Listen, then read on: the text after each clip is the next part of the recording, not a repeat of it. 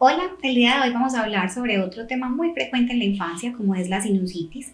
Y es importante saber que los niños de la población pediátrica pueden experimentar entre 6 a 8 episodios de infecciones respiratorias superiores durante la infancia. Es completamente normal y vamos a ver que estos episodios de infecciones respiratorias van a empezar a aumentar, sobre todo en el periodo en el que entran a la guardería y empiezan a tener contacto con otros niños.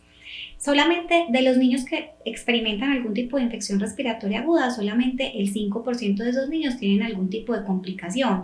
Quiere decir que usualmente el curso de estas patologías va a ser benigno, va a ser autolimitado, pero sin embargo debemos conocerla a la hora de abordar los pacientes. Entonces definimos sinusitis como la inflamación de la mucosa que va a recubrir los senos paranasales, pero que cuando compromete la mucosa nasal lo vamos a llamar rinosinusitis. Va a tener unas clasificaciones dependiendo de la duración del cuadro clínico. Consideramos una sinusitis aguda, aquella que dura menos de 30 días, subaguda, aquella que dura entre 30 a 90 días, crónica, aquella que dura más de 90 días, y recurrente es aquel paciente que tiene más de 3 episodios de sinusitis que usualmente duran menos de 30 días, pero que tienen periodos libres de síntomas de hasta 10 días en un transcurso de 6 meses. Eso consideramos sinusitis recurrente, o aquellos que tienen más de 4 episodios de sinusitis en un transcurso de 12 meses. Entonces, en cuanto a la fisiopatología de la enfermedad, inicialmente lo que vamos a ver es que van a presentar una infección viral que de forma secundaria va a producir una inflamación o un edema a nivel del complejo osteomeatal, que va a generar de forma secundaria obstrucción local y que va a empezar a generar daño o deterioro de los cilios y de las células ciliadas, y esto de forma secundaria va a generar una hipersecreción local de moco que va a llevar obviamente a un aumento en la viscosidad de esas secreciones que están ahí locales. En cuanto a la etiología, entonces, digamos que a grandes rasgos, como ya sabemos, el principal germen, van a empezar con gérmenes inicialmente virales, que son los que van a promover la infección bacteriana, y digamos que de todos los más frecuentes son los rinovirus. Pero también tenemos cuadros de influenza, parainfluenza, adenovirus, entre otros gérmenes. Los pacientes que ya tienen cuadros de rinorrea persistente que duran más de 10 días, que son pacientes que tienen fiebre mayor de 39, que usualmente tienen cefalea intensa, vamos a empezar a sospechar en ellos más que virus, vamos a empezar a sospechar gérmenes bacterianos. Entre ellos, digamos que los más frecuentes son entonces el neumococo, pero también tenemos gérmenes como el Haemophilus influenza, la Moraxella catarrhalis, gérmenes anaerobios también pueden tener, sobre todo los que han tenido algún tipo de trauma local. Los pacientes simplemente que tienen algún antecedente de enfermedad periodontal o que han tenido un cuadro más subagudo que puede durar entre 4 a 12 semanas, ya no tenemos que pensar tanto en causas infecciosas, sino otras causas que sean de otras etiologías, como por ejemplo alergias, algún tipo de irritante, si tienen fibrosis quística o alguna patología de base. Y ya pues gérmenes infrecuentes como por ejemplo el Staphylo aureus o los gérmenes anaerobios. Entonces, en cuanto al cuadro clínico de los pacientes, vamos a tener dos formas de presentación. Una son aquellos pacientes que tienen una infección persistente de las vías respiratorias altas, esa es la forma de presentación más frecuente, mientras que otros niños se presentan como si fueran un cuadro gripal, pero que típicamente es más intenso que un cuadro gripal usual. Entonces, esos pacientes tienen, digamos, secreciones purulentas, tienen escurrimiento posterior, los vemos como con dolor en región periocular o en región facial, son niños que no toleran cuando se agachan porque les duele la cara, son niños que son persistentemente febriles y que en algunos casos, cuando es muy severo, pueden empezar a comprometer su estado general y tener síntomas constitucionales asociados.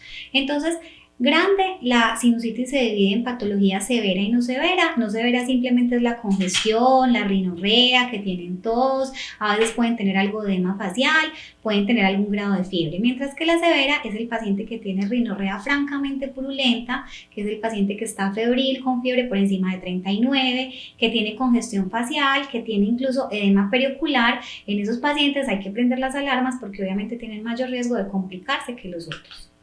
El diagnóstico definitivamente es un diagnóstico que es clínico, sin embargo nos podemos ayudar de algunas imágenes diagnósticas. Entonces, en los niños menores de 6 años, definitivamente necesitamos que ese paciente tenga síntomas respiratorios los días previos al cuadro clínico para poder establecer un diagnóstico.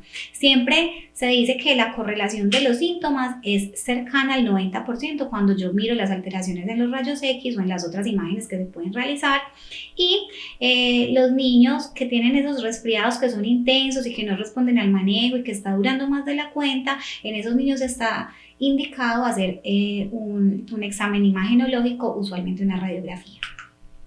Entonces, las radiografías de los senos paranasales son el método tradicional para evaluar la presencia de algún tipo de enfermedad sinusal. Básicamente lo que vamos a ver ahí es engrosamiento de la mucosa, que usualmente va a medir más de 4 milímetros.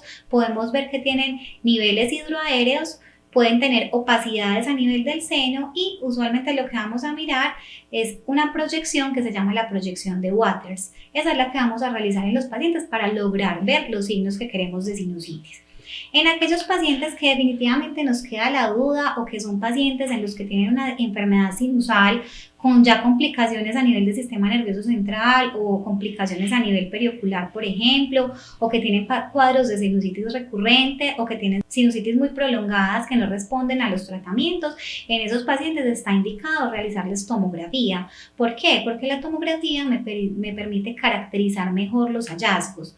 Ahora, también se podría hacer resonancia. La resonancia tiene la ventaja de que no me somete al paciente a una irradiación, sin embargo es un estudio que va a ser más demorado, que obviamente yo tengo que someter a ese niño a sedación si es un niño muy pequeño, pero también nos permite ver muy bien la parte de los senos paranasales y nos permite definir mejor las características anatómicas y obstructivas del paciente. Complicaciones de la sinusitis pueden ser tanto a nivel del sistema nervioso central como a nivel periorbitario, básicamente por extensión, y lo que vemos a nivel intracraneal son cuadros de meningitis, de empiemas subdurales, de empiemas epidurales o trombosis de senos venosos, mientras que los pacientes, por ejemplo, con complicaciones periorbitarias podemos tener cuadros de sinusitis periorbitaria, abscesos periorbitarios también, neuritis óptica o abscesos que ya sean subteriósticos y que sean mucho más graves. En cuanto al tratamiento, entonces digamos que es difícil establecer un tratamiento en este momento porque la literatura ha sido polémica, pero digamos que a grandes rasgos anteriormente se decía que si la etiología era viral, pues no necesariamente todos los pacientes necesitaban antibióticos, pero los ensayos clínicos que muestran que cuando yo comparo los pacientes manejados con antibiótico versus los pacientes manejados con placebo, estos van a tener mejores resultados. Entonces, ¿cuál es el antibiótico de elección? De entrada, deberíamos pensar en poner amoxicilina clavulanato, pensando en la presencia de gérmenes como el Haemophilus influenza y la alta prevalencia de gérmenes productores de beta-lactamasas.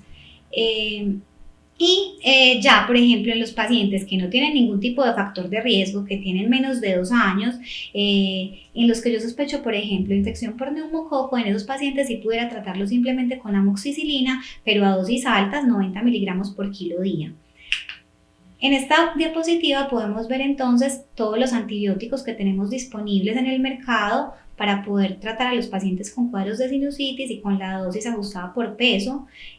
Los cuadros, la duración del tratamiento varía dependiendo de la literatura. Hay unos textos que dicen 7 días, otros dicen 14, otros dicen 21.